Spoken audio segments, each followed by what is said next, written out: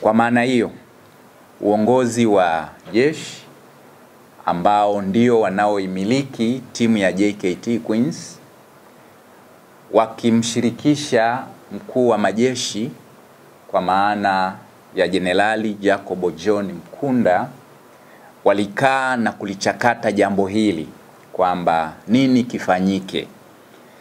Lakini kwa sababu timu yetu ni ya kizalendo, inajua umuhimu wa mafanikio ya kitaifa.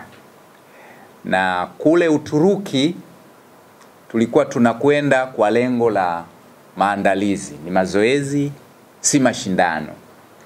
Hivi ninavyozungumza, wachezaji wetu hawana taarifa za mabadiliko. Bado akili zao zinawatuma kwamba usiku wa leo tutaelekea Uturuki.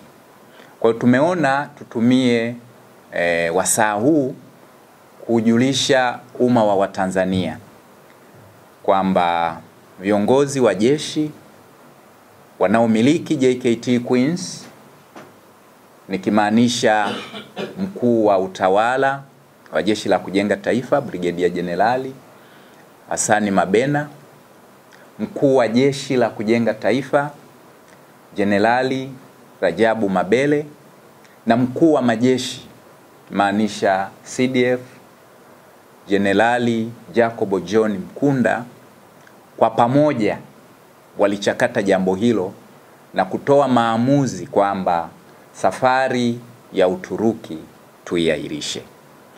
Kwa hiyo safari ambayo ilikuwa ifanyike leo ya JKT Queens kwenda Uturuki kwa ajili ya maandalizi ya mashindano ya ligi ya mabingwa Afrika kule Algeria haitakuwepo.